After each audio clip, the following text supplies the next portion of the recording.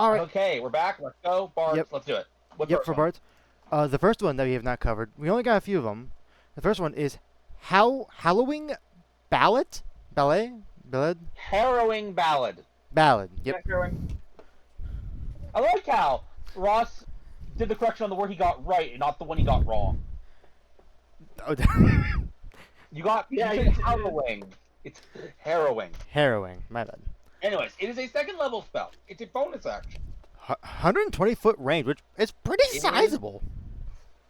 Concentration for a minute. Yep. You inflict a mind-eroding song on a creature you can within range. If the creature has an intelligence of 4 or higher, it must do an intelligence saving throw or have the charm condition for the duration. While charmed in this way, the target is struck with a rapidly repeating ballad that only it can hear. It takes 1d6 psychic damage at the start of each of its turns. It has disadvantage on the wisdom perception checks and on constitution saving throws made to maintain its concentration. The target repeats the save at the end of each of its turns, ending the spell on a success. So bonus action makes it to where they're less perceptive of others. D5E. No, wrong buttons. I'm pressing all the wrong Oh. buttons. D&D 5E. Second level spell. What do we got? I'm trying to think of other ones that interrupt concentration checks. That's actually not what I care about right now.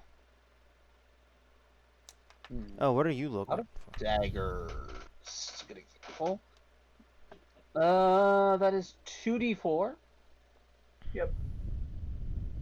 Wait, is it? No, it's No, 44. it's 44. What are you talking about? Okay, so that's yeah. Is Crown of Madness do damage? No, No, kind of meant. I mean, technically it can, theoretically. but it doesn't. Not on its own, no. Flaming Spear, though. This is it. This is the one I want. 550 mana that you can move. 2d6 fire damage. Yeah. A Harrowing Ballad's damage is pathetic for a second level spell. It is, but you also gotta keep in mind. Now, Yes, Ross, yeah. here is my issue. Our selling point for taking this spell, and keep in mind that every class who takes this spell, even Wizard, has to choose to take the spell over other options. That's true. But the main intent to take the spell over other spells is the extra damage and damage and concentration checks on spellcaster. Honestly, You are in most campaigns, you are not going to go up against the concentrating spellcaster enough for that to matter. Honestly, I was surprised that you were looking for Flaming Sphere. There's another second level spell that I thought you were looking for. I was just looking for something that's damage over time. Is it Phantasmal Killer, that second level? Or is that the fourth level one? There's Phantasmal... Yes, Phantasmal Force. I know what you're Phantasmal talking about. Force. Yeah, I thought of that. The thing is, the thing Phantasmal Force does outside of damage is actually really, really, really, really, really good. With a creative player, it can be crazy. Yeah. Yeah, well, is target as well. They can take damage from the force. Yeah, so it is another D6, but again, I think the thing is, Phantasmal Force, the damage is a bonus Right. to its main effect, which is convincing an enemy of something that's not true being true. Again, my issue with Harrowing Ballad is that 9 times out of 10, it's just not going to come up. So you're saying Brood of that thought? Approve of that thought, yeah. Okay. What's next? Next one is Unrivaling Whisper. Unraveling. Raveling. God, I can speak. It is a second level action, verbal somatic, 1 round enchantment psychic. You choose a creature within range, you can see, and whisper a phrase that only the target can hear. The target must make a wisdom saving throw. On a fail, the target takes 2d psychic damage and has the frightened condition until the start of your next turn. Half as much damage On on a successful success. save, the target takes half as much damage only. While frightened in this way, the target has vulnerability to your choice of bludgeoning, piercing, or slashing damage. And upcasting adds an additional creature. Yeah. So, this is better. This is better because it's going to add up the damage if they fail to save. Right, it's gonna add the damage part is I think in this definitely in this case is the bonus. The damage is the bonus. No, the damage is the main thing. Really, not the vulnerability to bludgeoning, piercing, and slashing, and having the frightened condition. Ross, vulnerability to bludgeoning, piercing, and slashing is damage. Well, okay. When I mean damage, I'm talking damage from the spell directly. See, This here's spell what- is not doing bludgeoning, piercing, and slashing damage. It's I mean, enhancing that. Here's what I will say: if this spell did not do all three of the things it did, it would not be worth it. It is only worth it because it does all three. Yeah. At the end of the day, the damage boost you're getting from the vulnerability is not a lot. Here's a question I have about this spell. Well, not this spell. I forget. Doesn't extended spell have a specification where it could only affect spells that last for a minute, or am I crazy about that? Oh, let's take a look at the meta magic. Woo! Because if it doesn't, we can make it last for 2 rounds with that sorcery point. Duration of 1 minute or longer. Yeah. Okay. All right. This spell's approved. This spell's fine. Yeah. No. Next. The next spell. I did not mean to add a B there. Cursed Cacophony. Cacophony. Oh.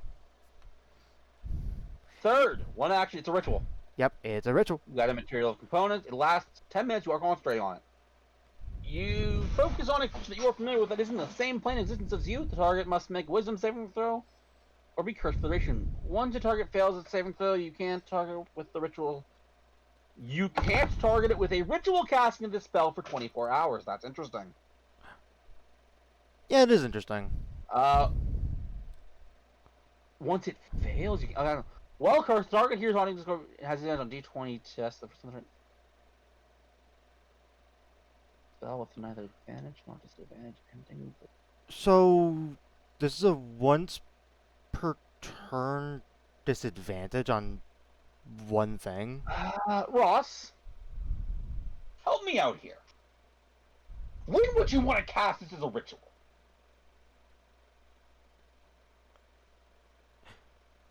That's one of the big things about this. Is like, sure, it's unlimited range. So, like, you could theoretically do this on anyone you want to. But however, unless you again, here, let me just boil something down for you, okay? If you cannot immediately see the results of it, you don't know if you've caused him to fail or not.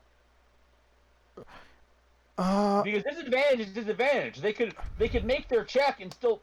Right. I feel like the ritual is not. Here, I will tell you. Well, the cursed target fails.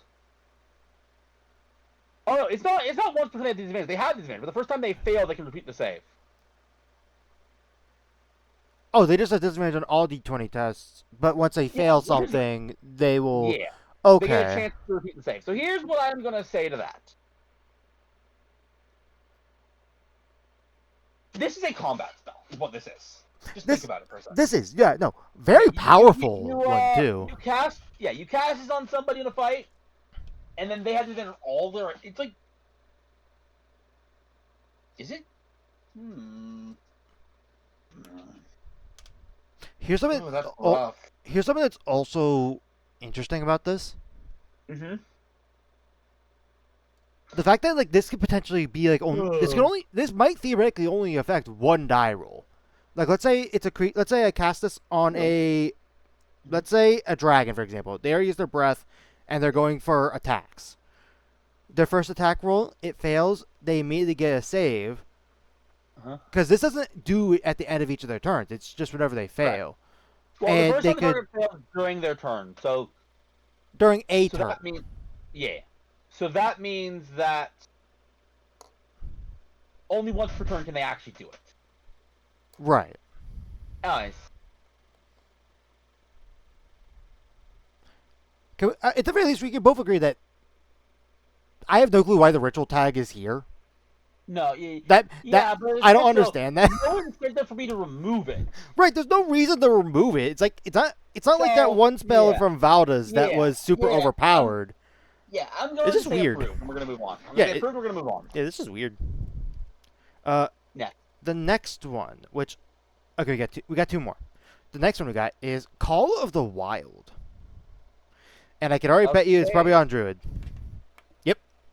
It is, yeah. 4th level. Action. It's not a material component that I don't care about. It's a concentration minute. You unleash a primal howl that calls other creatures to your command. Each beast in a 100-foot emanation, which is 100 feet. Yep. Must make a wisdom saving throw. On a failed save, a target that has a charm condition that can understand your commands, and it follows them on its next turn to the best of its ability. On your subsequent turn, you can take a magic action to issue a new command. On a successful save, a target has the charm condition until the start of your next turn. You have no additional ability to command it. The howl is audible within 300 feet. Dude, what's really funny? We kind of made this. We kind of made this. Yeah, that's what I was thinking about the entire time. So We for kind those of that made this. for those that don't know, I don't know if it'll probably be out by the time this is out. You released these in orders. It'll be out by then. Right. Yeah, we had made a paladin that was mainly themed off of, mounted combat, and we gave an ability that was similar in vein to this. Yeah. Which is very funny. We had made that before the book got officially released. We didn't know about this. Right, which is very funny. Magic action issue on the target has a charm condition to the next turn, but you have no additional ability. Okay. Even so, I'm actually mixed on this.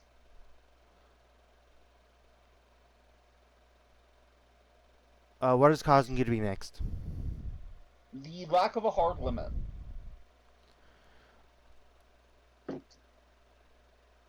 By 4th level, you should still have hard limits on spells. I think that's fair. It's like, if you are in a forest and you cast this, odds are you're going to grab a lot of things. That's true. I don't want to change it. So here is what I am going to say. Leave an asterisk. Its allowability depends on the campaign. But by default, it's fine. Okay. For the most part, I think I'm fine, but All right, next up. Last one, right? Yes, and I believe we've, at the very least, not for approved or not, I believe we looked at a very similar spell, if I remember correctly. The spell is called Mirrored Agony. Alright. And I think we've looked at a similar spell. It is a reaction. 5th level. You take when a creature you can damages you damages your allies, not yourself. The trigger creature attack makes a wisdom saving throw. On a failed save, it takes an amount of psychic damage equal to the damage dealt to your ally. Have as much as success. No, that was a feature in Crooked Moon. That was in Crooked Moon. When we looked at this was in Crooked Moon. No, there was another spell from another book. I want to say it was Ebon Tides, but I could be mistaken.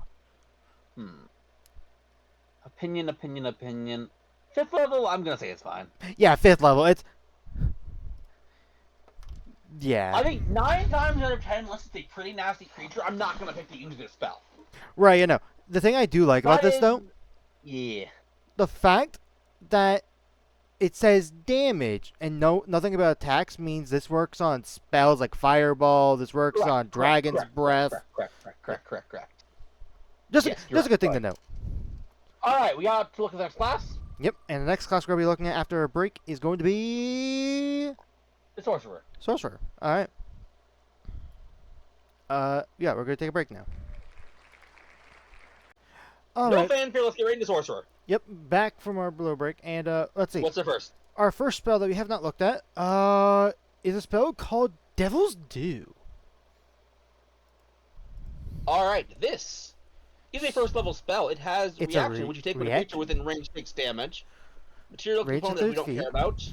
Instantaneous. You absorb a measure of a creature's suffering. And escaping vital essence. Expend and roll 1 hit point dice. You regain a number of hit points equal to the number rolled, plus your spellcasting modifier. If the creature took damage from a critical double... Wait, what?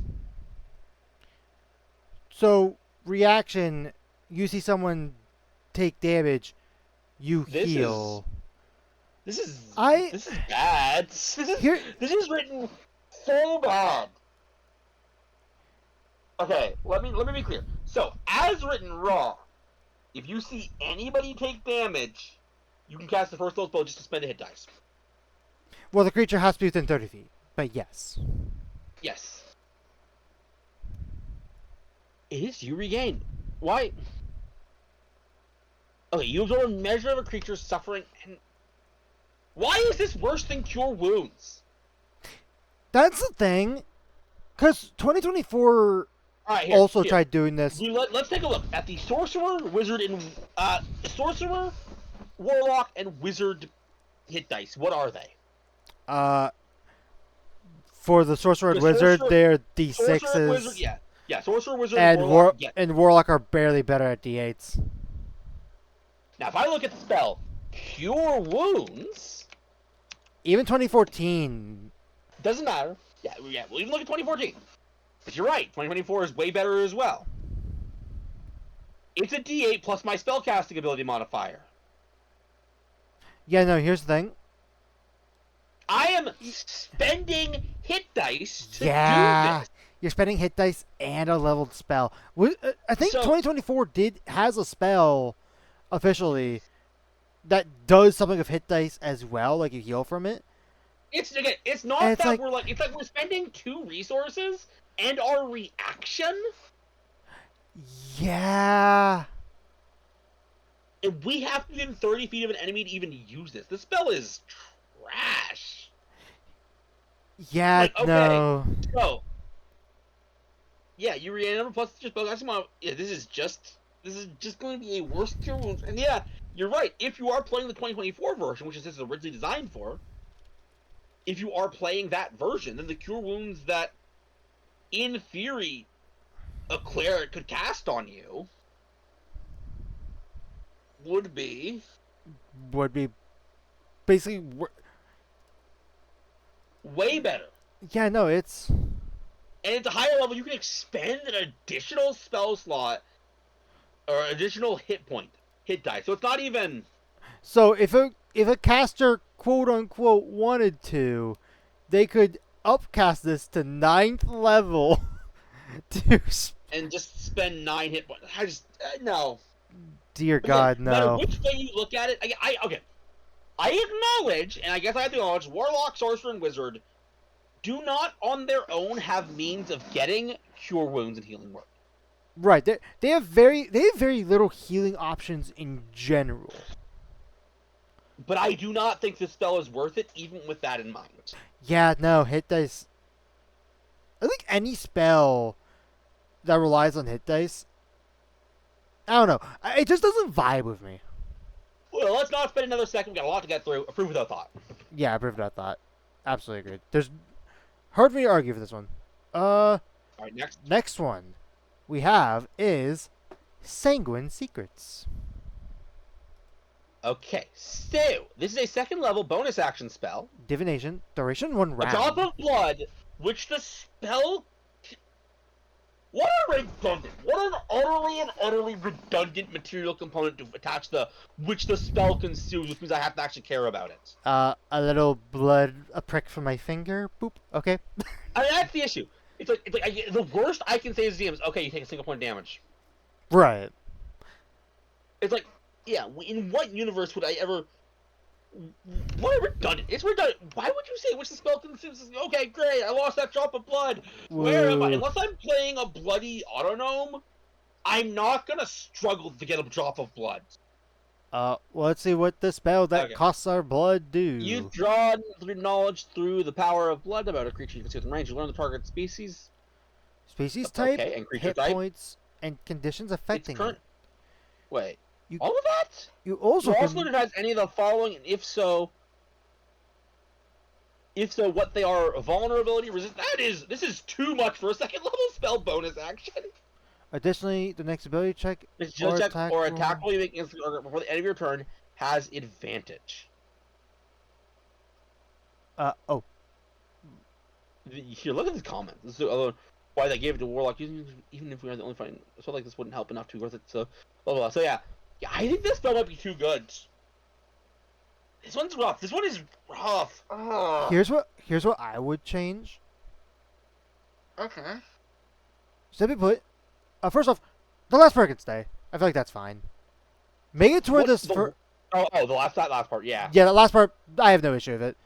I think what we do is have it to where it's a choice between like any conditions, hit points, or like the other one.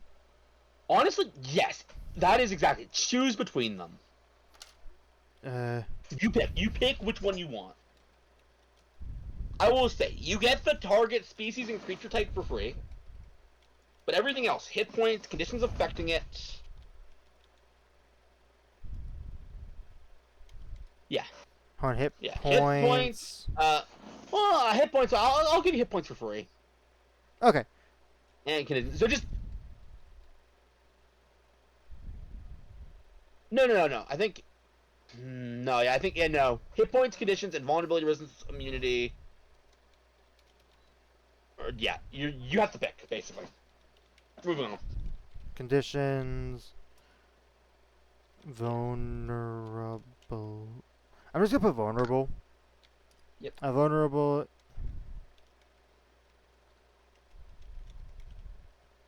Alrighty then. Man.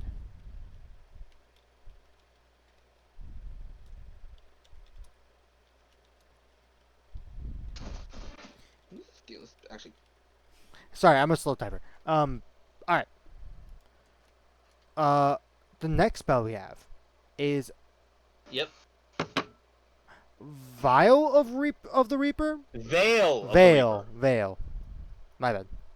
All Alright, right. so second level, bonus It action. is a second level bonus action, minute concentration. Thing we don't care. You wrap yourself in shadows that veil you between strikes. At the end of any turn in which you hit a creature with an attack roll, You you gain the invisible condition condition. until Now- the start of your next turn. This is something that we're gonna have to consider because this is not invisibility. Yes, it is. No, in 2024, I know. right? It But yes, it is. I know it's silly, but to be clear, they made invisibility a condition not to change the rules, but to clarify something. Fundamentally, it acts the same. Oh, this is a second level spell as well. This is a rough one.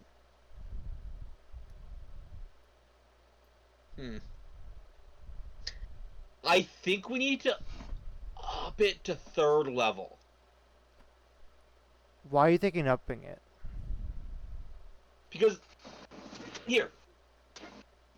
Because regular invisibility.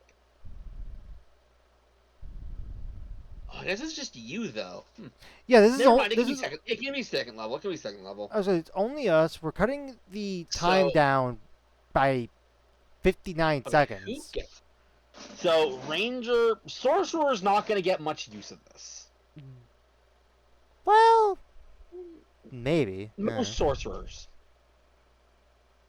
I don't think Wizard is either. Warlock, I wouldn't Unless you're- say. Warlock, no. Warlock can be reliant on Eldritch Blast. True. So, okay. Yeah, I'm going to let this be as is. It's fine. Yeah. Next. Do I have a? I have a thought of copied. I'll just remove that. Creeping Rot. Creeping Rot. Okay, this one right here. Third level, Alright, action. third level, action, 90 90 feet, 90 third level, feet. somatic, Duration. minute. You send tendrils of black and gray rock. And the tendrils then leap from the target to as many as blah, blah, each of which must be blah, blah, blah, blah.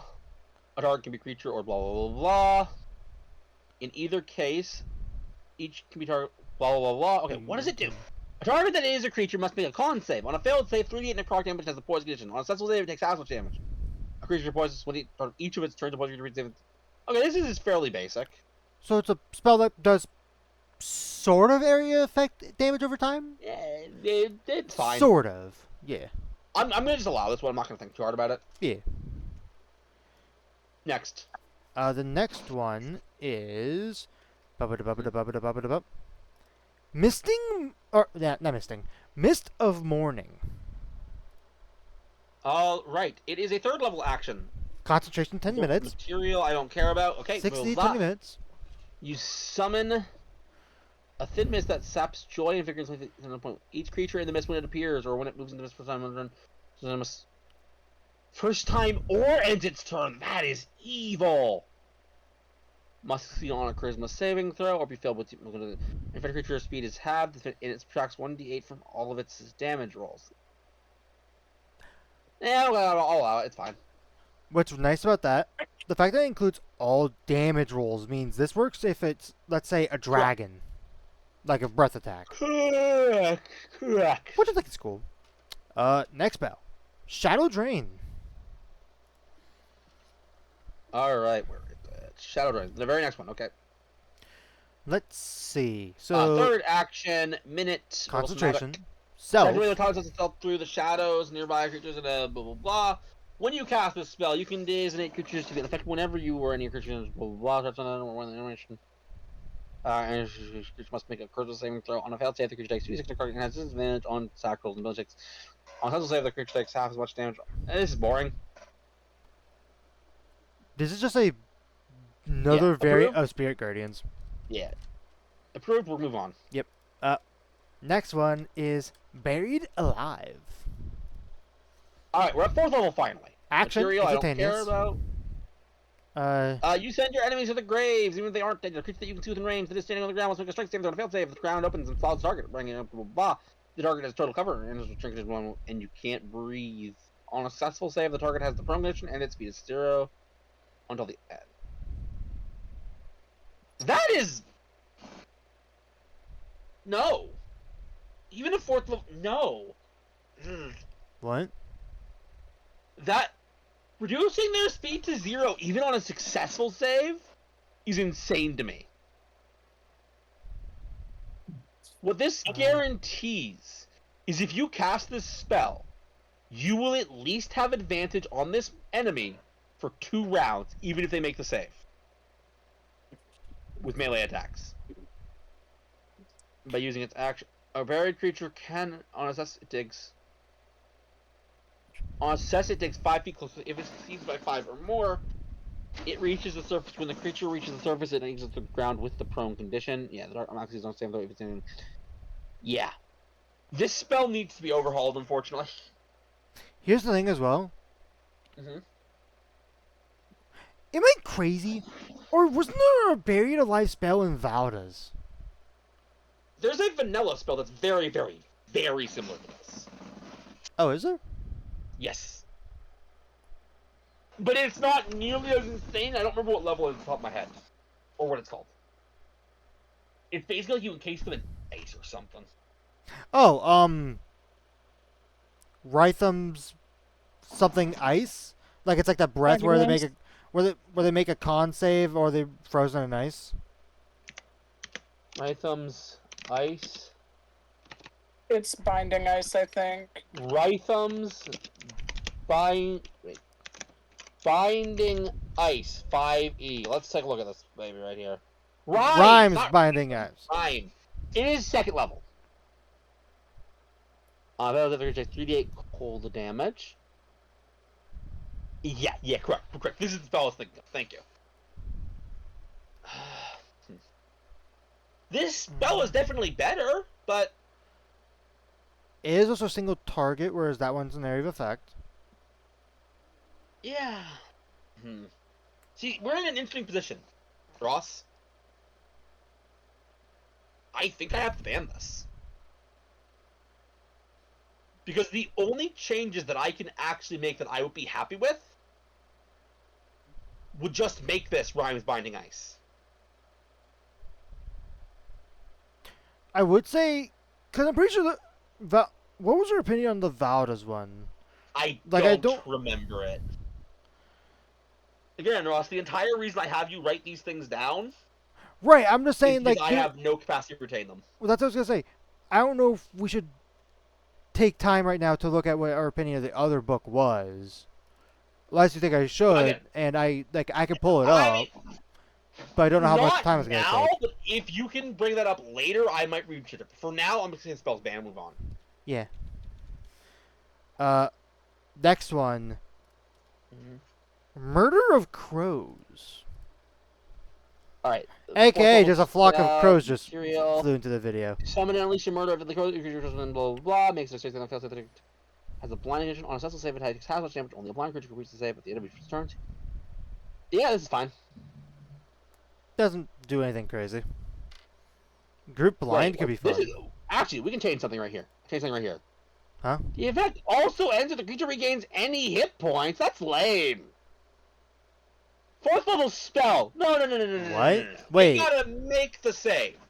The blinded effect ends if they regain any hit points. Oh, what the fuck? Yeah, no. Yeah, no. Yep, approved. Remove the last sentence about the blinded creature, the blinded effect ending if they regain any hit points, because that is stupid. Look, I know I just talked about a spell being too good, but a 4th level spell should do something. And the last one for the sorcerer. Okay, what do you got for me? I believe this is our first 6th level, I think. Ghastly Charge. Sort of 6th level for a moment too, I don't care about. action, 90-foot straight line, very far. You recall forth the spirit of a long dead knight, which charge forward 90 foot, and they vanish. Each creature first must make one single offensive 5d12 necrotic damage are frightened until target turn. Must immediately use its reaction if failed to move as far away from you as it can using the safest route. So this is just a stronger version of the. This is... Oh my god, that is big. 90-foot long, 20-foot wide. If I look at Dissonant Whisper.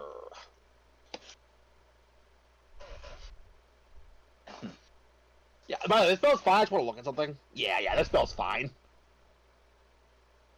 No, I just want... Sure, it's fine. Yep. I just want to reiterate, that is a big radius. But Like- this is a 6th level spell. You don't get a lot of those. Right. I know. I just want to, like... Mhm. Yep. That's, like... Is that the biggest area of effect spell in the game? I don't know. Alright. Anyway. I'm sorry. I just wanted to point... It absolutely is not. It's absolutely not, but we're going to move on, because... Yeah. And that's it for the sorcerer. Sorcerer. Uh, After a little break, we're going to look at I'll say overall pretty good listing. Warlock spell list. Warlocks. All right. We'll be back from our little break. We did All right, All back right. for a quick. Warlock list. Yep, the Warlock list, and our starting one is a cantrip. Eye burn. Ow, that sounds painful. Cantrip reaction. Huh. Reaction, which you take when a creature within range targets you with an. Uh-oh, what does that do? The target was concentration 7 throw a creature with blind sight or immune blind condition.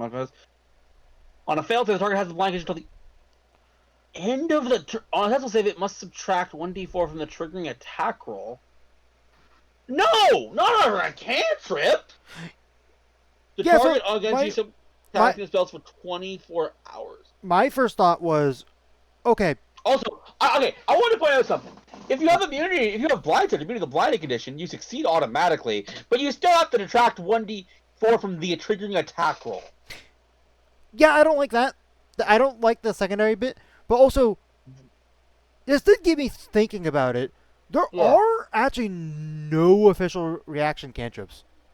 Unless I'm forgetting For good one. reason. For very good reason, Ross. Right.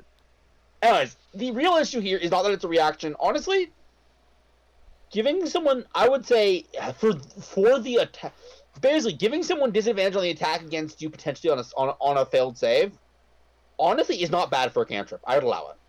Yeah. But I'm gonna be honest. This is a cantrip.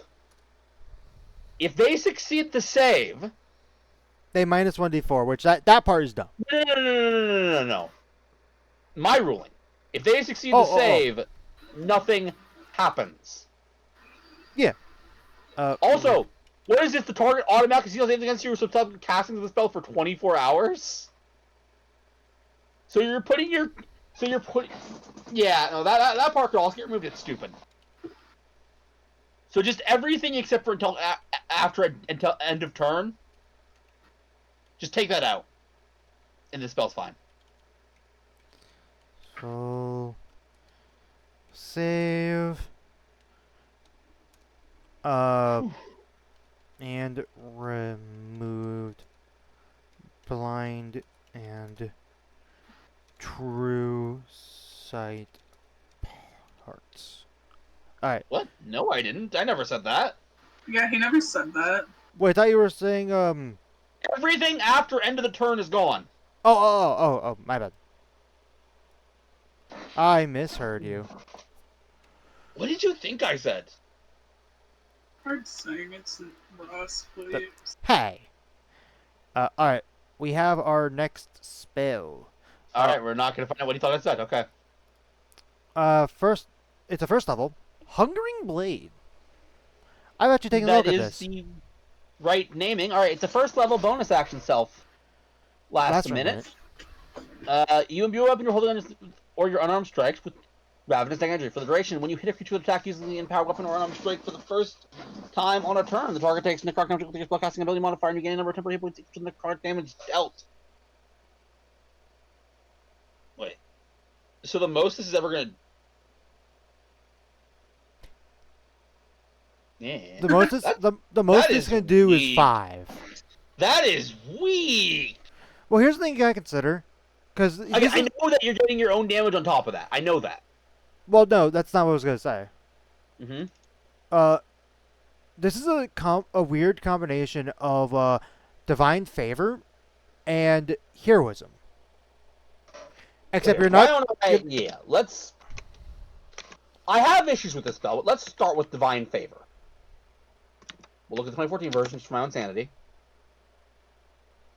Yeah, 1d4 rate image on hit is still better than... Honestly, But you gotta keep I in guess mind it's not this. better than 5, yeah. But here's what you gotta consider: it's the fact that this works on any attack you do during the duration. The other one's only on the first attack that hits. Yeah. Ooh.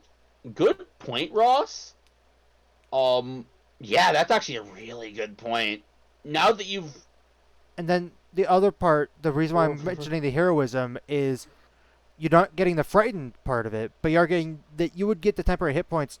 The heroism, it would be the same temporary hit points. It just depends on when you would get it. So if you miss with this attack on your turn, you don't get those temp HP. So theoretically, there's a chance that you just don't get temp HP. I'm gonna be honest, Ross, I already thought this was an awful spell. You're just pointing out the reasons why this spell sucks. I think the spell is fine. No! I don't think Ross! it's crazy. Ross, how could you compare it to Divine Favor and Heroism and come across these things that's fine? Let me start simple for you, okay? Okay? This spell was outclassed by cantrips.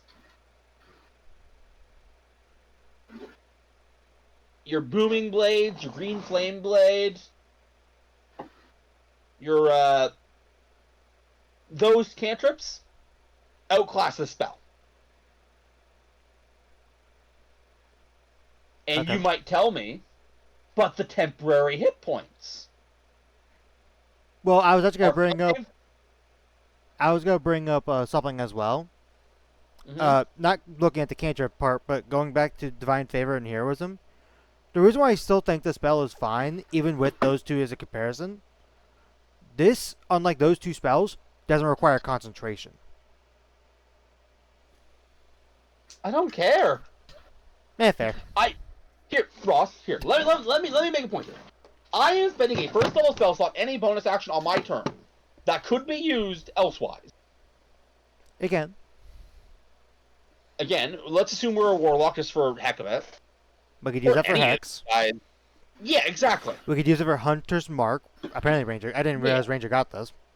Anyways, but yeah. A Hunter's Mark. Hunter's Mark is a great example. Especially 2024 Hunter's Mark, which does stuff. Anyways. But let's get to the real meat of the potatoes of my issue, okay? Also, Eve, you're getting some really loud typing noise. Really? Why is my noise suppression off? I don't know. Uh, Anyways, as I was trying to say, yes, so you can use it for those. Now tell me, it's necrotic damage. Tell me in what universe you are casting this over Hex.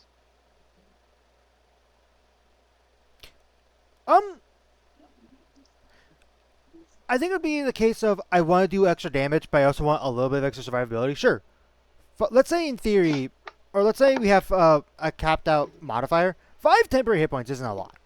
It isn't. But it's still an extra layer of protection. Those temp HP could be the difference from you still being up and fighting and being down. But Ross, let me introduce you, especially if you're a warlock, to a wonderful friend. Here's something I do to bring up though, because that's It's a very an action. that I know. is a very exactly. It's a very valid But if point, you're- and you can get it for but if- free. Because Yeah, but if your concern is survivability right now, if my genuine issue is, oh my god, I'm about to go down, I am going to use my action to cast this any day of the week. My point with this spell, Ross, and in fact, I think I pointed out, it competes with too much. I'm going to be blunt. It competes with too much for what it does. that's fair. Yeah. So from what it sounds like, a bird without thought for you. Prove without thought, yeah. Prove without thought. Okay. Alright, let's go next. Our next one is we're jumping all the way up to 3rd level. Crooked Ward. Crooked. Crooked Ward.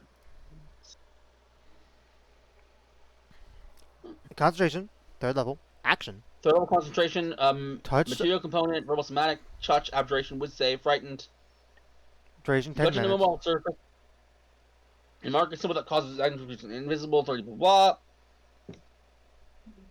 Each they don't use the word animation, and the 2024 word. Each aberration, fey, female, hunter, or in the sphere has specific roll checks and attack rolls. When an effective creature enters the control for the first time on a turn or has started its turn there, it must succeed on a wooden go and have the fighting condition until the start of its next turn. Then upcasting, you can maintain concentration for the spell longer. If you use upcasted spell. 4th level is an hour. 5th level is 8 hours. For level 6 and up, the spell doesn't require concentration and becomes 24 hours. So same scaling as Bestow Yeah. Curse. I was more thinking. Anyways, so, my major issue with this. Let's see, look who gets it. I guess Druid gets it, Ranger gets it, Warlock and Wizard get it. Okay. Yeah. For Ranger prepared casters, I don't remember. What was the question? Are Rangers prepared casters? I don't believe they are. Oh.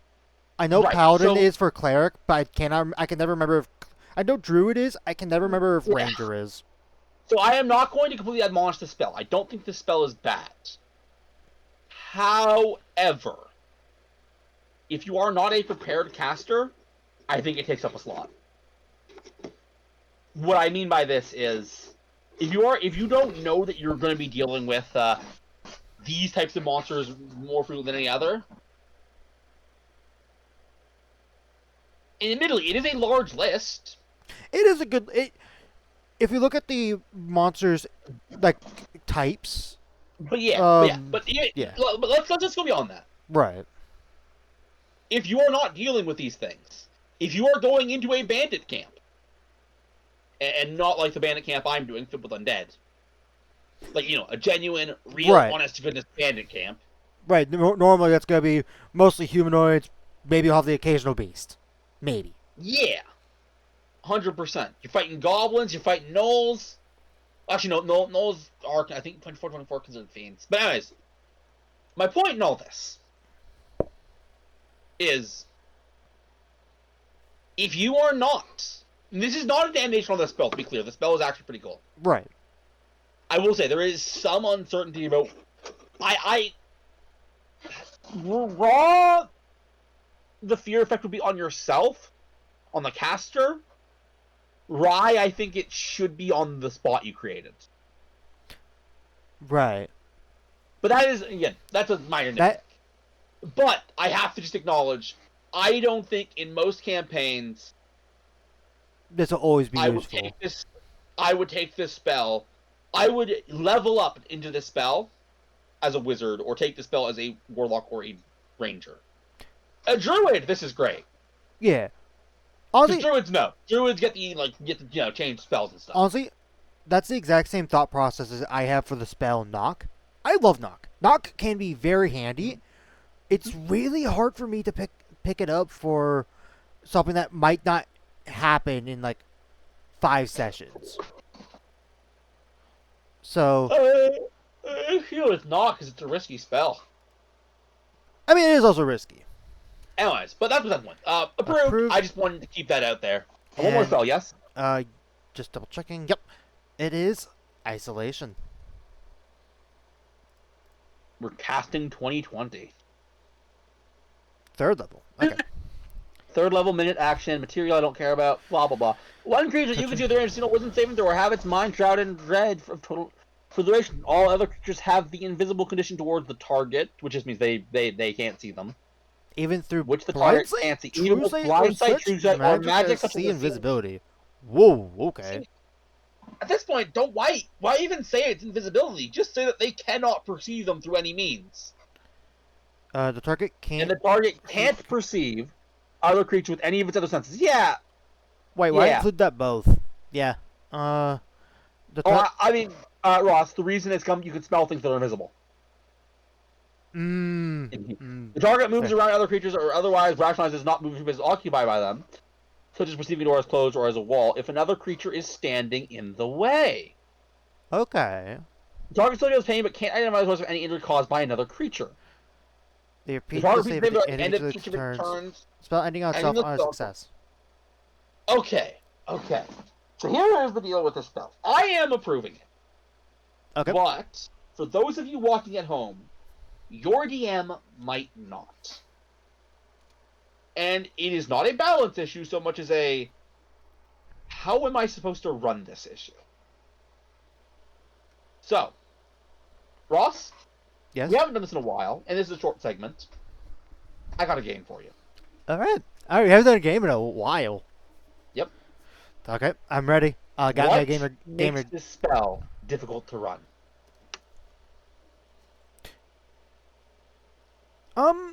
What makes it difficult to run? Yes. I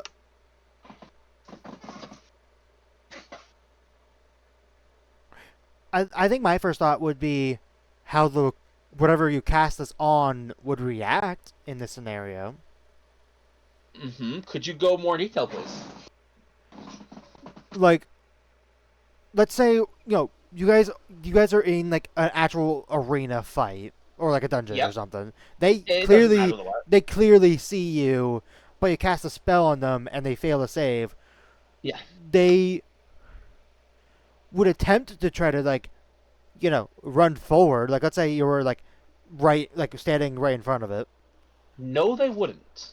But you are hitting on the point, Ross, so keep going. But they wouldn't be able to exactly. Actually, would they be able to attempt to attack even with this void thing?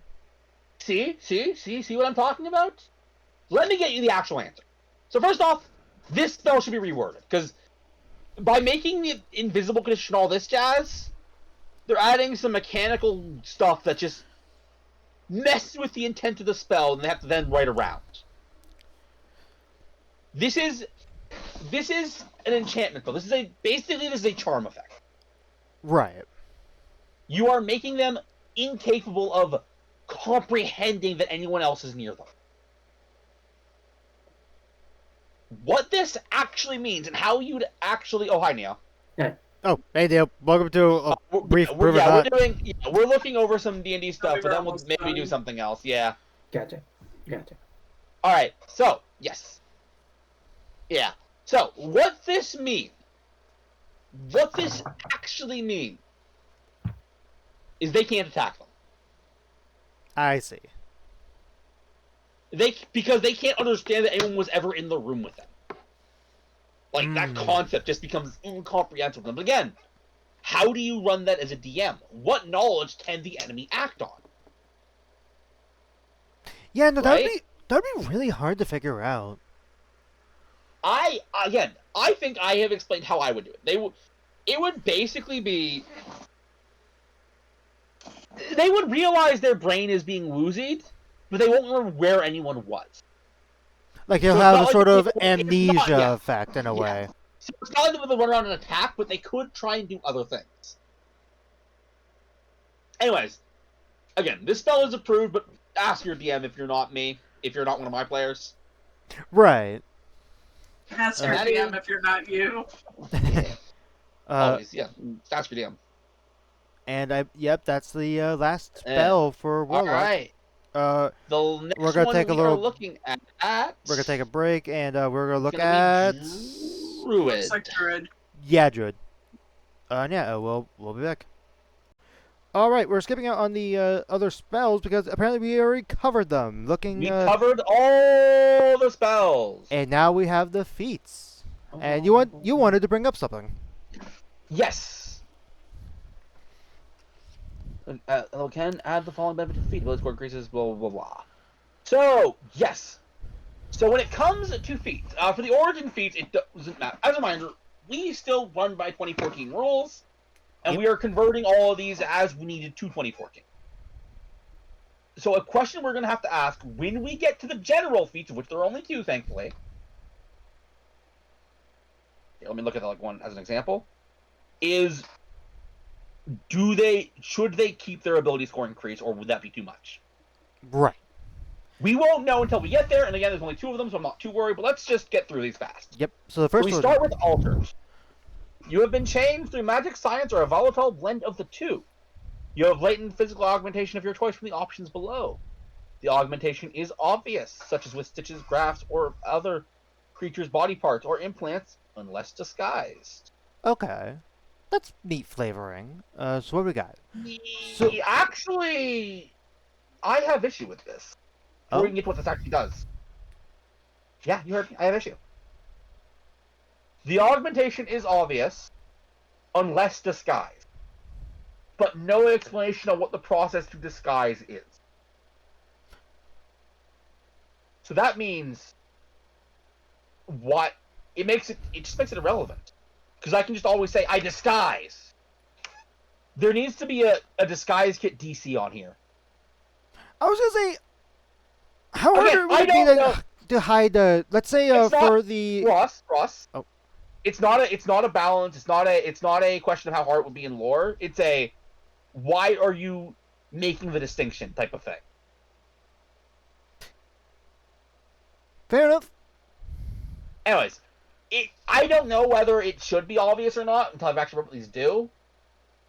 I just felt it was worth saying. So, So- do we get all of these? Do we get one of these? How does this work? Of your choice. So we get one of these of our You choice. get one of these. Okay. So we got aquatic adaptation. I will note, unlike with certain other abilities, there is no changing this. So once you pick, the one, pick yeah. it So is pick the final. one- So I will say aquatic adaptation. Obviously, for the right campaign, I'm probably not going to pick it unless there's going to be a lot of water. Yeah, which you didn't even read Yeah. it. What it said. You could breathe I will, water yeah, and you have gills, yeah, you get you swim can speed. breathe in water, and you have you have a swim speed equal to your speed. So which, in general, It's is always- fine, but it depends on the campaign. exactly. If this is a nautical campaign, great. But if you're just going to have like a couple underwater missions, who cares? To Right. be clear, it's like, again, I'm not taking at level 4 or as a minor because we're treating these as not origin feats because we're running 2014, well, that's not a mechanic. Right. I am not taking my feat and being like, oh great, I have this cool, awesome feat. It's like, oh, it only came up twice in the entire level 20 campaign because we only went at sea like once. Natural armor is probably better. Yes. AC of 13 plus Dex or Con. You choose the ability when you select this feat. That's really nice. That's pretty good. You have claws, fangs, horns that you can make unarmed strikes that deal 1d8 damage on a hit. It is bludgeoning, piercing, or slashing, which basically you pick. Yeah. It says appropriate to the form, but you'll pick the form that does the damage you want to do. Not that it really matters. Okay. I'm gonna be honest. If you're really metagaming things, you pick bludgeoning every time. Right. For the off chance you deal with the skeleton, but and then you give yourself dark vision. All right. So, yeah. I mean, honestly, in 2014, this is a high, like a pretty decent monk weapon. It's like the damage rate. Like this is actually really decent damage in 2014. It's in 2024 as well, I'm sure, but probably, yeah. As for speaking in general, I like that there are a bunch of options. yeah. All of them are useful in their own right, I would say. Yeah. I will note, for natural weapons case, because obviously it wouldn't be a mechanic because it's 2024, but it does not make them magical. There are other ways to get around that. There are many ways, in fact, but it is worth noting. Yeah, this feat's fine. Right. Yeah. Honestly, here's the truth. This is actually just like literally like what 4 feet, the two different things. And Yeah. honestly, Dark Vision as a feat is honestly a good idea. Yeah, no. I mean, And I will say we can ignore this augmentation as obvious. If you want it to be obvious, be my guest, but I'm not going to enforce it. okay. Yeah, that's fair. All right, let's keep going. Charm Twister. You can cast the Bless spell, targeting only creatures carrying a wicker charm you've woven. Okay. Sorry. And you can impart them into small wicker charms you weave. So yeah, you weave wicker charms. That's the thing you do. Okay. No talk again. All these things they need to talk about the processes for these because it matters. Can I in the middle of a combat weave a wicker charm? I'm as a DM is going to say no, but I feel like this feat should clarify that. How long does this take? Is it something I can do within a short rest, a long rest? 10 minutes. Anyways, you cast spell once you use benefit targeting only creatures carrying a wicker charm. Okay. You can also cast a spell using any spell slots. You pick your spellcasting ability modifier. So here's my As quick a- question about this. Yes. If we decide to use a spell slot to cast Bless instead of, let's say we already used the one that's specifically to our wicker, is it going to, would it just be on that wicker target still, or would it work like regular Bless where it can target 3? It would be regular Bless. 'Cause Okay. I can tell you what. You can cast Bless spell once using this benefit, targeting only creatures carrying wicker charm you've woven. You can't do so until you finish a long rest. End of sentence. You can also Okay. cast the spell, referring to Bless, using any spell slots you have. I see. Okay. I love, by the way, this is such a redundancy that they doesn't matter. I love, by the way, that they always give you your spellcasting ability for spells, Yeah, even if yeah, they do yeah. not Every- in every- the slightest matter. Every time. You love to see It's like, it. no, I don't. I have to kind of hate seeing it. But yes, it's like, yes, my spellcasting ability for Bless that totally cares about that. Anyways, And as a Twisted magic Hex. action, you can weave a spite into a wicker charm you touch. Choose an ability. When another creature is carrying the charm, or while this charm is within the area that creature considers home. What? Wait, what? while another creature is carrying the charm, or while this charm is in an area that the creature considers considers a home, home. it's disadvantage on Okay, ability it's checks. disadvantage on ability checks and attack rolls using the chosen ability. When the creature fails one of these rolls, it can make a charisma saving throw, destroying the charm on a success. The DC is blah blah blah blah. One you chose for Old Blessing. You can only have one Twisted Hex charm at a time. If you make a new one, that previous one loses its magic. Okay, Old Blessing is an actually really cool ability. Free cast. Not to be fair, all I need to point out, you can just grab a feat. You can just grab a free cast of Blessing. Well, I was gonna say. I mean, either way, Bless is still good. I know, but Like- what I'm saying is, if you're taking this feat just for Bless, the Phaetex one is better. 'Cause it's still a free casting that you can cast with spell slots, it is. but you also get Misty Step, and you don't have that target restriction. Here is my question, though. We're talking about Twisted Hex. This seems like so much trouble to use. It does. There are 2 activation requirements. And one of them seems very difficult to do in a situation where you'd want to use it. And the other is like, I feel like, here. In order to do this, you need to either get up to the person you want to mess up at stuff, give them the charm, I guess maybe call it a gift and be all acceptive, or get into their house and put it there. Right. Okay, so here's 2 questions. First off, Yeah. going back to Old Blessing for a moment, would this be considered like the regular distance of Bless for this casting, or would it be Yes. Okay. The only alteration is that the people have to have the thing. Okay.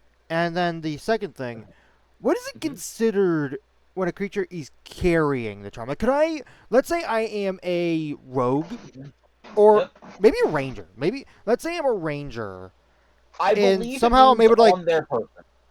So, like, if I, let's say, pin it to a guy with an arrow, or I'm not saying you could use this on a range check, but let's say, or like I use one of my daggers as a rogue to stab it, like, into someone, so like it's on their person, like it's not gonna fall off, at least not in the immediate. Like, would that be counted as carrying? Yeah, let me push the insane scenario where this ability is actually kind of crazy. Okay? So, this requires 3 people. We'll call them Bob the Barbarian, I am Bub. Rick the Ranger, I'm Ranger Rick! I don't know. and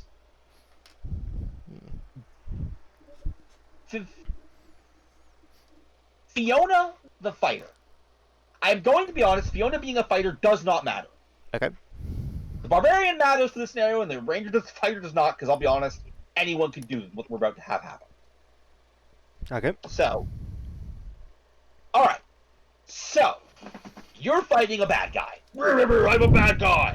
I'm a bandit chief. Blah, blah, blah, blah. Bob is like, okay, here's the plan. I, the Barbarian, am going to grapple bad guy. Okay. And, Fiona gave you one of her charms earlier. So, Fiona, you hold your action to trigger... Oh, sorry, let me say this. You hold your action to trigger your magic action after I fire this arrow. And Bob, I'll hold me action to trigger grapple after Fiona uses her held action. To give disadvantage on strength and then make the grapple easy. Okay. I know, the voices were stupid. But the point in all of that is the scenario where this is useful. In combat. Here's the Out biggest... of combat, there are a bit more uses. Right. However, it is so hard to make this work. Here's another thing as well that I don't like about this feat. Yep. Because you brought it up immediately. Actually, it's in the flavor text. Yeah, it doesn't say how many charms we can have. I know it says for Twisted Charm we can have one. If you look at the very bottom, but it doesn't Can you also make say the Twisted how. Hex out of the charms you make. Yeah, you're right. There's no... Exactly. The charms are so undefined that it's like... The only thing I could think of as is it- maybe yeah, it's referring to the Druid subclass that was in this book, but No, If that was they the would have case. told us. They would have told us. No. right. And even so... Yeah, so obviously I still have to put DM... Yeah, I have to... And these are very different than what that was, so it can't be that. Anyways... Oh, you're But right. no, You're yeah. right. So the DM would have to make that call, and they would have to be very thorough about it, because otherwise, yeah, I have 1,000 charms. No one can handle my lucky charms. It just like the previous one, it just makes a restriction they put on irrelevant, because there's no hard telling on how long it takes to make one. I will say, safe assumption, you can't do it in an action. But I feel like hamming out 4 to 6 in a long rest. whatever size of party you have, is entirely within reason, so the entire party is going to have them. And you'll have extras that you can hand out. Anyways, this has uses. Yeah, it does. Like Twisted Hex, which is the only ability we can even care about, because again, I can get Bless for Fey Touch. I did that, actually. My druid has that, which is fun. I mean, Bless is one of the... If we were ranking the first level spells official, Bless would be up there. Anyways, we have had this conversation. But anyways, Twisted Hex is the only ability that I can really judge, and it is near useless. But it has a couple really cool use cases if you're smart. Right. You have to play smart. Basically, if you have an enemy that you want to fail at something, which is what you do this for, it's not really for combat. I want bad guy to fail at his presentation to the king. I want him to make that persuasion check at disadvantage. But by the way, this forces the DM to actually roll checks like this, but You know what? Anyways, I know what I'm saying. If you want someone to fail at that, you would need to basically play an elaborate reverse heist, which are an adventure in their own, honestly, to just put this in their house. Oh, I guess not really. All you really have to do is, like, get to their front door and be like, I was going to say, yeah, rereading this is a little better than we think, because, again, it's not that it's bad, it's that it's complicated. It's as long as it's in the home. So, like, let's say we have this wicker thing inside of the dragon's lair, which I would presume would be considered its home. It doesn't have to be in it. You know what I mean? Ross, I'm going to stop you right there. What use are you getting from a dragon in this? Well, I just used that for an example, okay? But that is kind of the issue. This is not very good for combat. Right. The only checks that matter for combat are strength checks. And I guess if you're in a lair of bandits or undead den, you'd be in their home, so you could grapple them with ease if that's what you want to do. But outside of that scenario where you want to grapple them, outside of that scenario where you grapple them. Also, wait, how long? There's no duration on this either, but that's fine. Right. Whatever. As long as here's the thing, though. I would say it's probably really. I don't know how easy it is to fail because it's a Christmas save, but like it will trigger a save to break it every time it fails. Yes. Yeah, every time they fail. Right. Which fair enough. That means that they're going to have a bad life until they make it, which is fine. Anyways, that's not my issue. Like I said, it's not going to have a lot of combat utilization unless you want to be grapple happy. Right. Which some people do. But yes. With that being said, outside of combat, there are make somebody fail. That's what it's for. And I, as a DM, would reward using this for that. Just, you have to... Because here's the truth of it, right? I am a politician, Batty McBad guy. I was thinking politician, too. Yeah. Yes, that is his name. His mother gave it to him. Please stop making fun. Anyways, I'm going to make a presentation to the king. Before I do, I better go back to my house, get cleaned up, and get in my nice clothes. What's this on my doorstep? I didn't put this here. It seems to be some kind of magical trinket. Well, I know what to do with magical trinkets I don't understand. Tosses out of house. Curse is broken. Am I wrong? No. So that means that you're going to want to hide it. Oh, absolutely. So again, this isn't bad. It's approved, but I just want to say you have to play with thought. But also, define things. Actually, you know what? I better define things before I blanket approve this. Like how many uses? You can make up to proficiency bonus charms per short rest. You may not have more than that. Which means early game is not a great casting of Bless, but later game it is going to be an okay casting of Bless. Theoretically, if you have like 6 creatures you could cast it on, by late game, you'd be able to have for the... Three. Always 3. Oh, we're not doing the, When abilities that don't define it and don't use a spell slot cast a spell, it's always assumed to be cast at the lowest level. Okay. Yeah. I thought you were saying, we could pass out, and you're... Oh, there you go. It was loading for a moment. Yeah. Okay. No, just in general, you can pass that many out so all your allies have Bless. Have the option, but you don't have to make that choice. Okay. Yeah, and yeah, I think as long as that's defined, I'm fine. Oh yeah, no, that was the main Let's- concern that I had was Yeah. that Let's move right along to our next topic. Crimson Ritualist. It is an origin feat. Yep. So you learn the Blood Bolt cantrip, which we've already looked at. Because Yep. We've looked at all the spells. Which I believe that was Your approved. spellcasting ability is blah blah blah blah blah. Your choice. When you finish a long rest, you can perform a 1-minute ritual to transform some of your life essence into a vessel for later use. Expend the number of hit point dice up to your proficiency bonus, and bleed into a vial of water or other liquid. As a bonus action, the creature can take the roll of the hit dice you expend. The creature gains a number of hit points equal to the total rolled plus its con modifier. The vial remains potent until you finish it. Okay, so you basically make a potion. What's nice is the- about This this, is a make a healing potion. make a healing That's pretty nice. potion that's not restricted to just yourself. As most healing potions aren't. But you're right, yes. So what you do is I give this. Who do I give this to? The bar. Well, I'm thinking with I guess the barbarian is getting the best use out of this, but also I guess you know what? That's the thing. You can use it yourself if you end up taking a beating. right, you absolutely can. Like you I are a would valid say- option.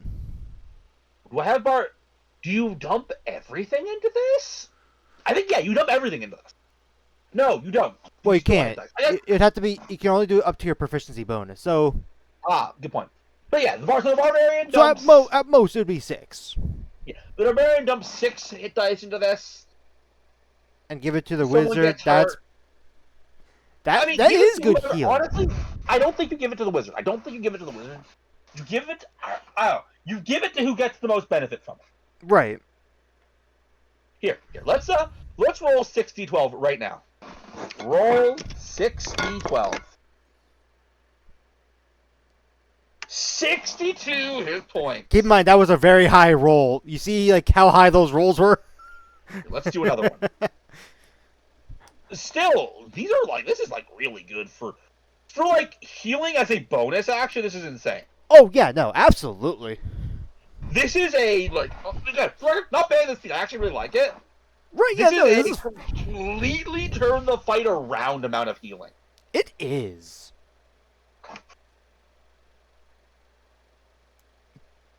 So Crimson Ritualist is approved. Yeah. No. What I like also about this is the fact that so when you use this, And you know what? you are sacrificing. Everything I want to Oh. point out.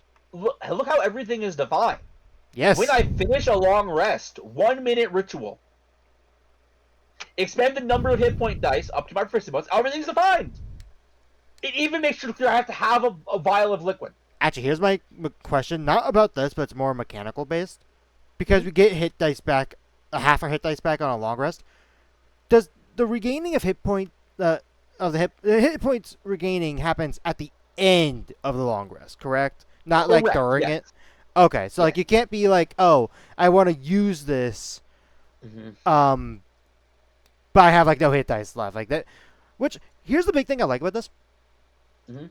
I like that they compare this, like you're sacrificing HP you'd get for later, and Yep. potentially give it to yourself or another ally, and they also give you Blood Bolt, which can add some sustain to you because it gives like temp HP. All right, I like that. Let's actually address that for people who aren't us. This feat is great. However, if you are a DM who, for whatever reason, is not like giving your player a short rest, it exists and it is a fine way to play the game. Right. But if you are unwilling to give your player short rests at all, then I feel I need to discuss. You should ban this feat.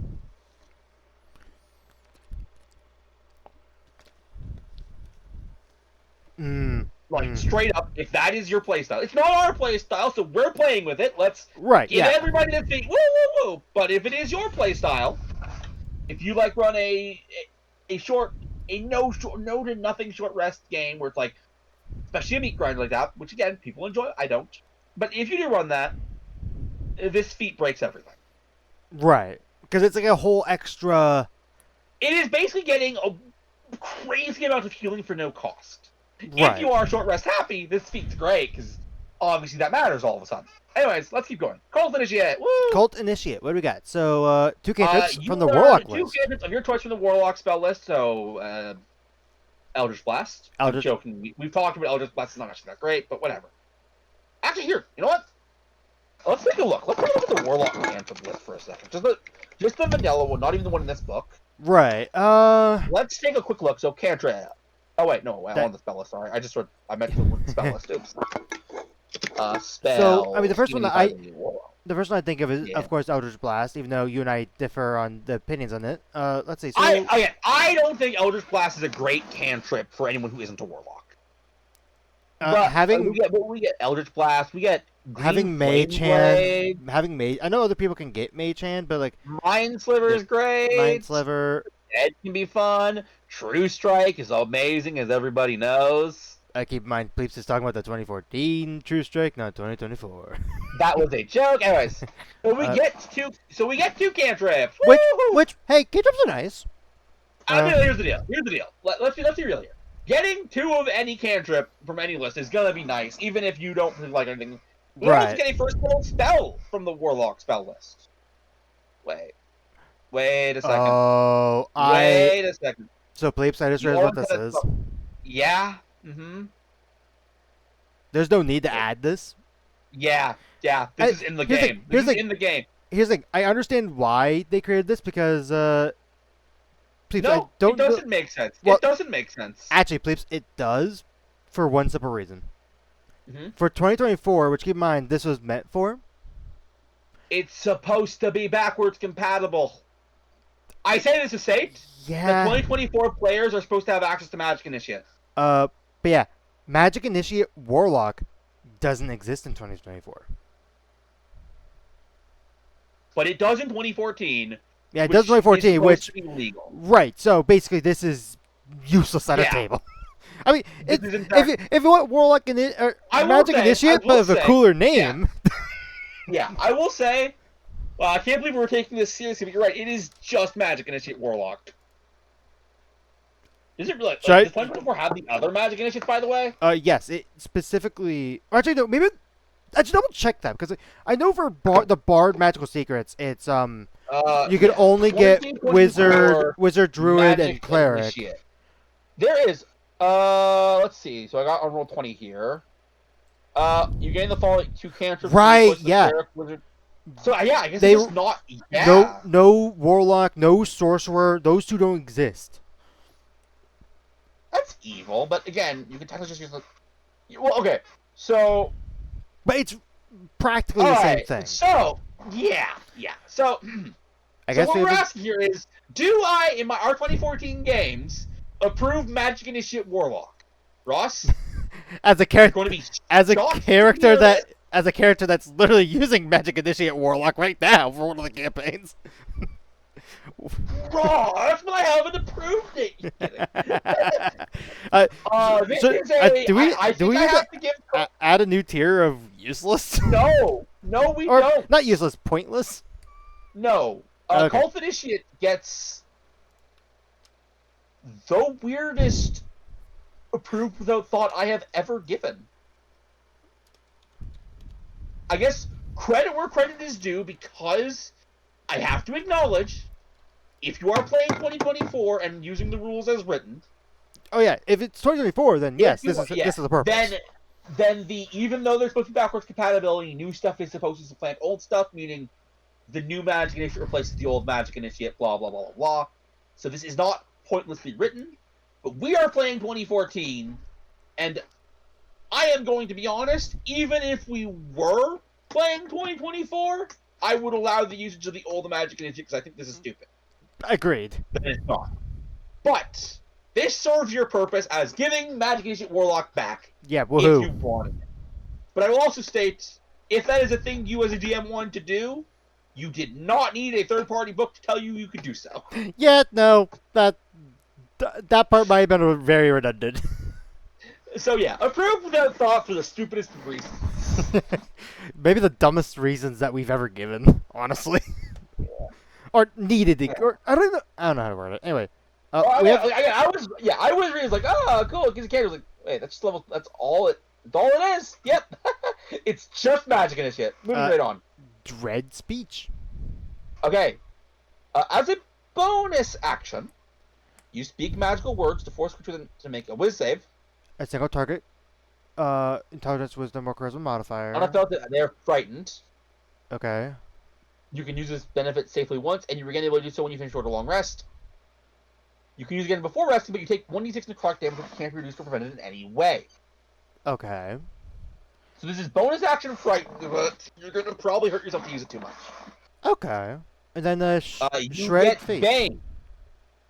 You always have the Bane spell prepared, and your spell casting before is whatever you chose. Who cares? It's actually, you know, for Bane you care. For Bane you care.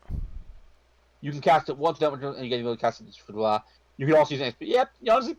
Honestly, all of this is reasonable. Yeah, no. Bonus action frightened can be honestly frightened. I think, yeah. Even- I think the price. Here's what I will say: if you want to make it really fun, we could do stacking damage, where one time is 1d6. I don't know how many times you want to use it. I think 1d6 is fine price. Yeah. Ooh, honestly. If your goal is to keep things away from you, and it's still a save, so it's still like. Yeah. So, how long does the frightened last? That is a good question. Frank, until the start of your next turn. Start of your next Okay. turn. Okay. Yeah. Yeah, that's Fair enough. reasonable. That's reasonable. All right, then we get Fate Gambler. Let's go gambling. Ah, If dang you it. don't already have it, Whenever you you gain heroic inspiration whenever you see on an ability check made against another creature. When you reduce a creature to 0 hit points, or when a creature fails the same thing you force, no. Whoa. Okay. If in any of these cases the creature has a CR of 0 or lacks a CR, such as another player character, you don't gain heroic inspiration. You know what? Even You know though what? you already know I'm gonna full ban this, fair for them credit calling where it credit out. is due. They actually stopped the bag of rats problem right there. You know what? Yeah. You know what? Bravo. Anyway, I gotta give him credit. Bravo. as a bonus action, you can expend your heroic inspiration to gain a number of temporary hit points equal to your level. Okay, so this one's really simple. This is a really simple change.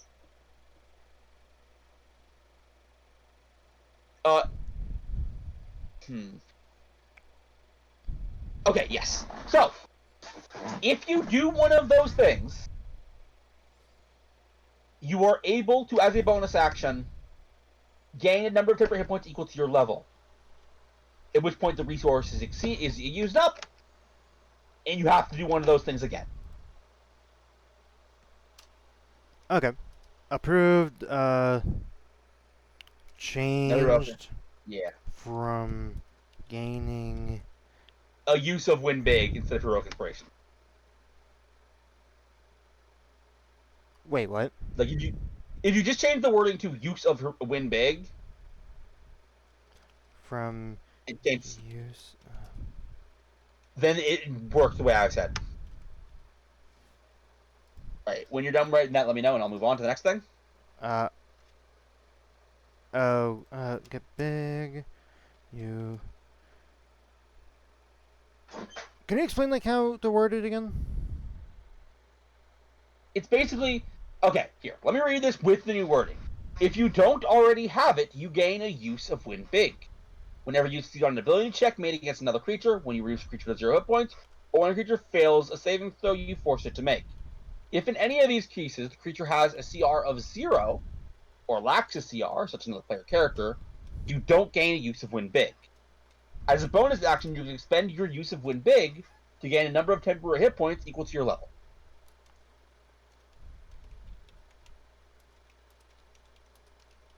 Alright. Did that make sense? Yeah. The next feat we have is Ghostlight Medium, which it touches on that train from earlier. Remember that train? the one that I believe it was the Bard had. Yes. So what do we got? So former mystical choo. Ghostlight Express. When you damage a creature with the incorporeal movement trait, you can ignore the creature's damage resistance if it has any. That's situational, That but is nice. specific. As a bonus action, you can sense any undead within 60 feet of you or any creatures in the ethereal plane that overlap that area. You learn the distance and direction to any creature you detect or an ethereal creature's equivalent position on your plane. Once you detect a creature with this benefit, you can't use it again until you finish a short or long rest. So, okay, two things about this feat. Mhm. I'm gonna point out the issue one first. It doesn't give a duration of how long Spirit Sense lasts. We don't need one. I just don't need one in general. Okay. Yeah, we don't need one. No, this is a instantaneous effect. Okay. But It also, is at that moment. It's not like it's like the Paladin's Divine Sense. okay. Boom, flash. I know all that stuff I just said. And I'll be straight up with you. Yeah. I don't know how many incorporeal movement creatures there are, but there's probably not that many. I don't know if there's an easy way to search. It's all the ghosts. Right, I know. Spectre, Yes, Banshee. Spectre, Banshee. I know. Like, I know. Yeah, I was thinking again. This is the same type of situation. It's handy when it happens, but how often realistically is it are one of those I mean, what things we have going to to remember, show by the up? way, is this is a companion piece for a whole adventure. Right. So I suspect in that adventure, the Ghostlight Express and all the ghosts that come out of it, the Ghost Train. Woo-hoo! Ooh, that's what the Ghost Train sounds like. Right. I suspect in that adventure, I have not read it, and not have any immediate plans to run it anytime in the near future. When we run out of actual modules for it, I do have plans. I have some stuff in the back pocket, but we're not there yet. Right. Anyways, but I suspect it probably, if you're playing that campaign, I bet you any of these, this would be useful. Yeah. But yeah, just we brought this up earlier today, actually, when we were talking about what was it? Altered. Yes. You pick this if you know the campaign you're going into. Honestly, do I do with this feat in particular? Yeah. There are some feats where Akiri's brought this up a while back. This might be a feat that I would give out for as a reward of some kind. Maybe. But again, this is not approved or not for me to give you as a reward because I don't need to approve that. I can just give you stuff. That's why we don't look over items on this show. Right. Because if I see a magic item that I'm like, oh, you know what? Lilith would love this item. I don't have to say, hey, do I approve it or not? I can just say, you know what? I'm the DM. I think this item should go to Lilith's pocket. I'm going to put that item in the world. Right. Anyways, point is, this is approved. It's just something, if you are a player picking this, keep your campaign in mind. Right. If you're mainly fighting dinosaurs, you're not getting much use out of this. And yes, those campaigns exist. Unless we're fighting ghost dinosaurs. Ooh. Now, please, I recently please, beat some zombie dinosaurs, but yeah. Oh, that's funny. Anyway, Gravekeeper. Origin feat. While I'm reading that part, you can use. You gain a channel divinity. You gain one use of the channel divinity feature from the cleric class, and you can create the turn undead effect with it. If you already have channel divinity, you add this use to the feature from one class. You add this use to the feature from one class of your what? That's worded horribly. So we just get turn undead. Like if we No, we don't. I mean, yes. If we're not a cleric, we get turn undead. If we are a cleric, it's just we get an extra use of channel divinity. The issue is... Oh, do we actually get the extra use of channel divinity this time? Yes, that is what it's saying. Okay. If you already have channel divinity... Oh, I guess that's why. It's because Paladin... We've talked about this because Paladin and channel divinity are separate. Right, that's why Literally, me and you have had a conversation about this because you were so frustrated by it. Right, no, it's really dumb. Anyway, so that's why. That's why it says, I guess, it says from one class of your choice because there's a shot. There is a shot that you are a Palacleric. Palacleric. So if you are a Palacleric, you get to pick which one it goes to. Okay. But does that... How... But I guess... Also, you can do a wisdom-based turn undead. Even if you're a Palacleric. Even if you're a Paladin, by the way. Last rites. Last rites. You can enact 10 minute ritual to prepare the corpse. Ending. The Paracorpse can't become undead. Kind of useless, really. Isn't Unless this your campaign just really does it. Yeah, this is just Gentle Repose. yeah? So I'm looking at this. I'm like, I guess the big thing is Gentle Repose has a hard time limit. yes, it's like what 10 days, I think. Yeah, but I can't imagine a situation where you as a player would care. The real thing is how valuable is getting an extra channel divinity. Now, if we're looking at Honestly? 2024, a little more, because keep in mind 2024, and please find this out because it's the same as Wild Shape, where Yeah, You got- you get one back on short rest Yeah. instead of all of them. Here is what I will say. I actually think I actually really like it. I do too. I think I would pick this up I will say, more on a taking this- paladin Yeah, than yeah. cleric. Taking this feat if you aren't either a cleric or a paladin is stupid. One use of turn undead that may or may not work out for you, and again, situational. How much undead are there? Who cares, right?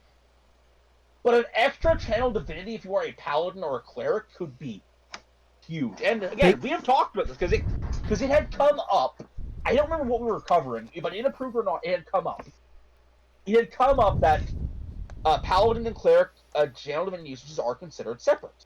I think I remember what we're talking about. We're talking about one of the, Mhm. I think it was like the starter feats from Vaudas. Right. I think it was that. I think one of them had like a channel divinity related one. I might be thinking of Yeah. the wrong topic, but I know it was in Anyways, Vaudas. But all the same, I mean, Right. we spent so much time in Valids, it's a safe bet that we had a conversation about it. Right. Anyway, the entire point of what I am getting at right here, right now, is because, unlike in that case, because I know in that case it didn't, it does stack. If you are one of those things, this is really nice. If you are not one of those things, and have no plans of ever being one of those things, yeah, I mean, it's not very good. You could do it with because it uses your your wisdom modifiers. So like if a monk picked this up or a ranger. It's more okay. It's more like, again, it's only going to be effective against undead. Right. Yeah. No. It's like I am wasting a feat slot on undead. right. obviously- Yeah. If you are fighting a lot of undead and you know you're going to be, knock yourself out, and by knock yourself out, I mean chase those zombies away. Oh, actually. But if you are not confident you're going to deal with a lot of undead, then it's not worth it, in my opinion. Yeah. You said, oh, actually. If what makes this even better for a cleric, this eventually would be better because it'd be an extra use of destroy undead. Correct. I mean, yeah, that's what I'm saying. Which This is really great. nice. This is great. Yeah. But yeah, it's an extra use of whatever channel divinities you want as a cleric. 4 But that's Twilight Sanctuaries in one day. If that's how you would like to use it, my friend. My point is, by the way, this feat's approved. Yeah. I just need to know if you're giving it to a cleric. I don't think it has a lot of value. All right, now we have a Hunter of Hunters. Hunter of Hunters. You are just a hunting monster's pain. As a bonus action, the next time you deal damage to a creature that you choose before the start of your next turn, you ignore the creature's damage resistances, if any. You have advantage deal damage. on ability checks made to recall information about a creature. This feat sucks!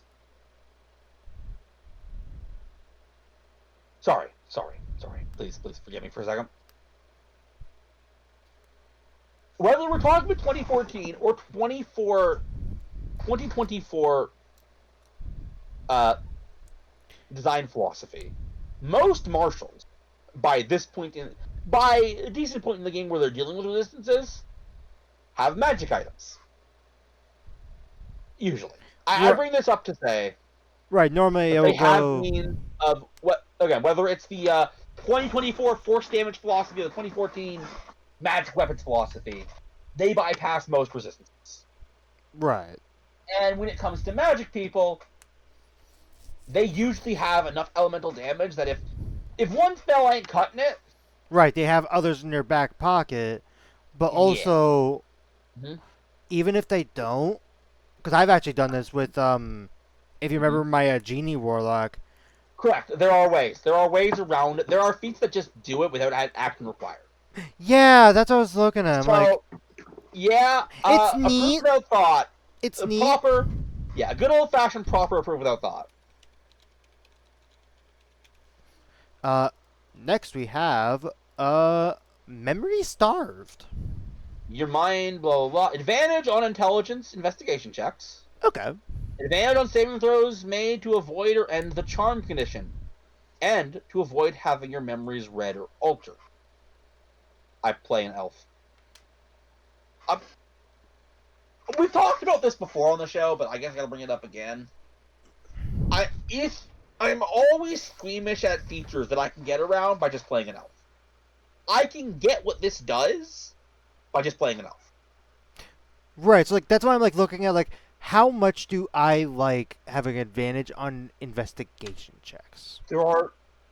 If you play a blood hunter, you just get this. There are 1,000 ways to just get this, and I'm gonna be honest. Advantage isn't that good. It's No, nice. advantage is but- it is nice, but it's not worth a feat option when you can have so many other options. Yeah. This Yeah, also I'm in agreement. unfortunately gets approved without thought. Because again, obviously, I guess if I'm not an elf, I just realized I kind of a false dichotomy here. But at least Alter gives you other stuff. Anyways, we're gonna move on. Reveling Fool. Reveling Fool. Fool's Mask. And one thing on the Don- guise of Fool, turn the other one of the laughter and joy. You get the fun moments. By donning a jovial mask and a fool's gesture or clown costume, you take on a new identity that hides your own. In the guise of a fool, you can get away with minor transgressions against people in positions of authority or station. You always have the hideous laughter spell prepared, and your spellcasting ability for it is whatever you choose. You can cast it once up to opponent's spell slots. You're going to be able to cast it this way without finishing a short long rest.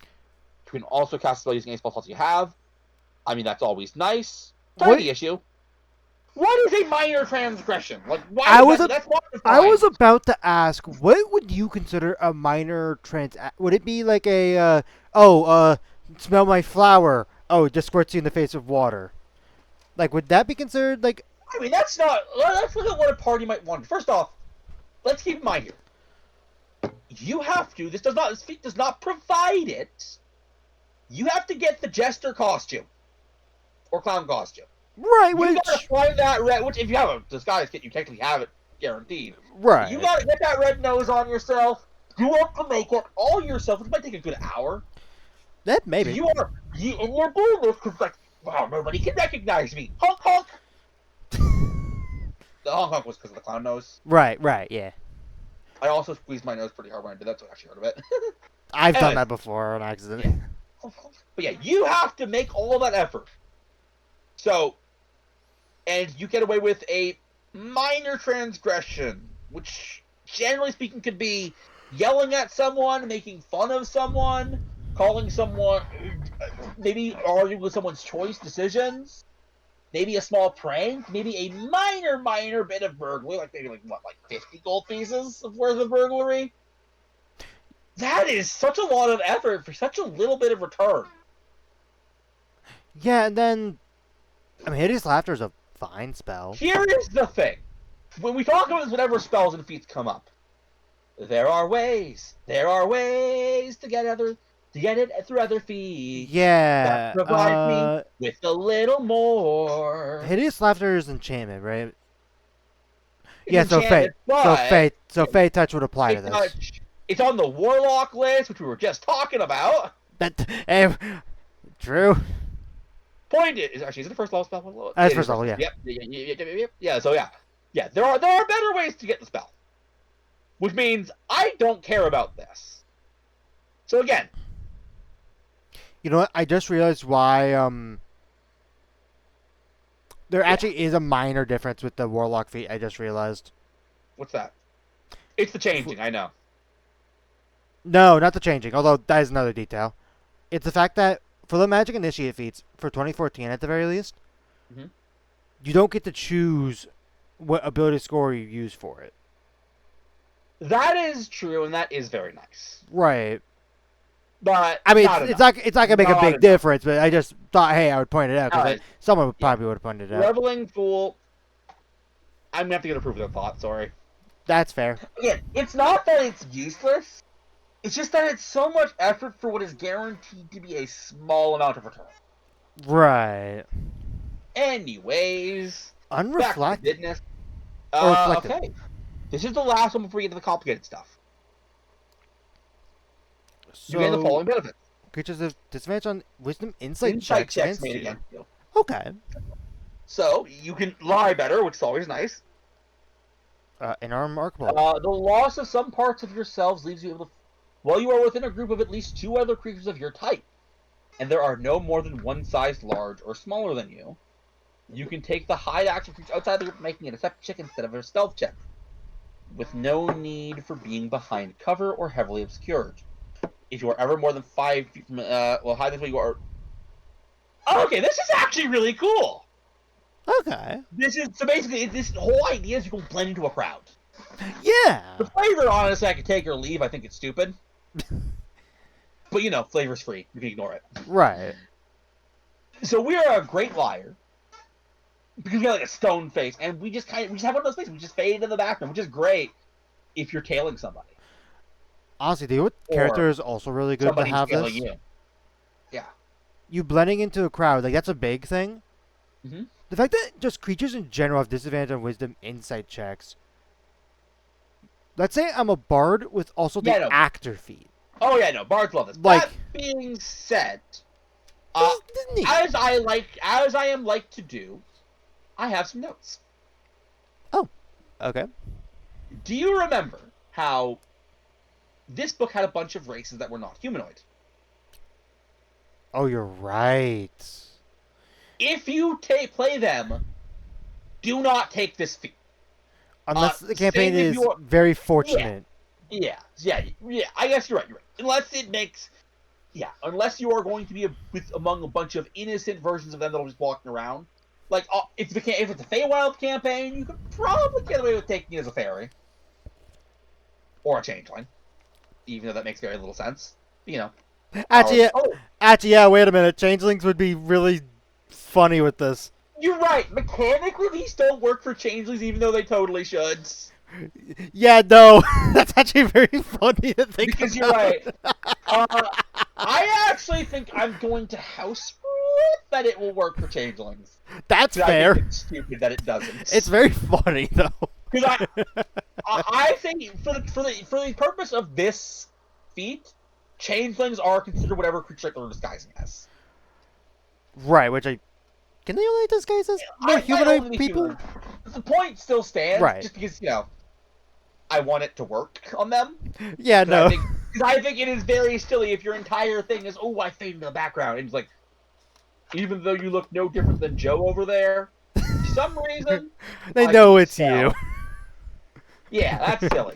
It's That's very silly. funny to think And about, I'm though. gonna be honest, I feel like someone playing a changeling who is like super into this guy stuff would totally want this feat. Oh, they would. They absolutely would. Anyways, like I said, just a general note. If you are, then don't use this feat. Do not use this feat if you are not playing a humanoid because blah blah blah blah, or not playing a humanoid unless, of course, basically if you're not playing a race that's going to be a lot of NPCs around with Right. in your campaign, this feat is going to just kind of be dead weight for you. I mean, And let's we go. have our general So feats. this is We where only got things two of them. get more. This is where things get more complicated. So the question is, do I keep the ability score increase? So we got cling to life. You add your Constitution modifier to death saves. Okay, so that makes it where you are more than likely to survive. Let's say the average character has 14 to 16. That's a plus Alright. 2 to 3 on death saves. Yeah.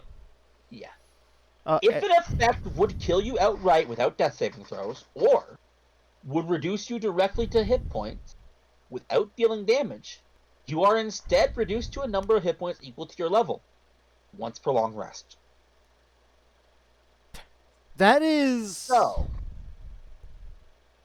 actually really good.